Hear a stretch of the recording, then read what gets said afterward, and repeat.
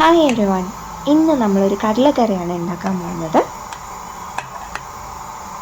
അപ്പോൾ അതിനായിട്ട് ആദ്യം തന്നെ കടല അത് നമ്മളിതുപോലെ വെള്ളത്തിലിട്ട് വെക്കുന്നുണ്ട്.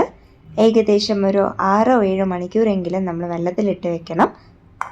അതിനുശേഷം അത് നന്നായിട്ട് കഴുകിയെടുത്തിട്ട് ഇതുപോലെ ഒരു കുക്കറിലേക്ക് ഇടുക. ആവശ്യത്തിന് ഉപ്പ്,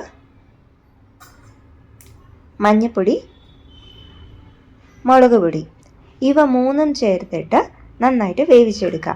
ആവശ്യത്തിന് വെള്ളം നമ്മൾ ഇതിലേക്ക് ഒഴിച്ചു കൊടുക്കുന്നുണ്ട്. കുക്കർ അടച്ചു വെച്ചൊരു 3 വിസിൽ വയ്ക്കാം. പിന്നെ നമുക്കിത് വേവുന്നതിൻ്റെ ഇടയിൽ വേറൊരു കാര്യം റെഡിയാക്കി എടുക്കാനുണ്ട്. തേങ്ങ ചിരവിയതും കുരുമുളകും ജീരകവും ചേർത്ത് അരച്ച് പേസ്റ്റ് ആക്കി എടുത്തിട്ടുണ്ട്. അപ്പോൾ നമ്മുടെ കടല വെന്ത് വന്നതിന് ശേഷം ഈ അരപ്പ് ഇതിലേക്ക് ആഡ് ചെയ്ത് കൊടുക്കുക. ആവശ്യത്തിന് വെള്ളവും നമ്മളിതിലേക്ക് ചേർത്ത് കൊടുക്കുന്നുണ്ട്.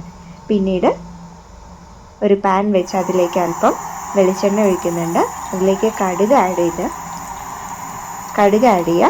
കടുക് പൊട്ടി കഴിയുന്ന സമയത്ത് നമുക്കതിലേക്ക് വറ്റൽ മുളകും വെളുത്തുള്ളി ചതച്ചതും നമുക്കതിലേക്ക് ആഡ് ചെയ്യാം.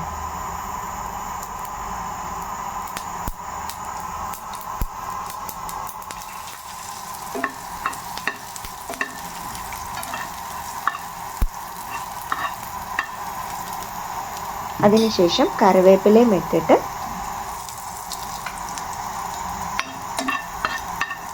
ബ്രൗൺ കളറായിട്ട് വരുന്ന സമയത്ത് താളിച്ചു കൂട്ടാം.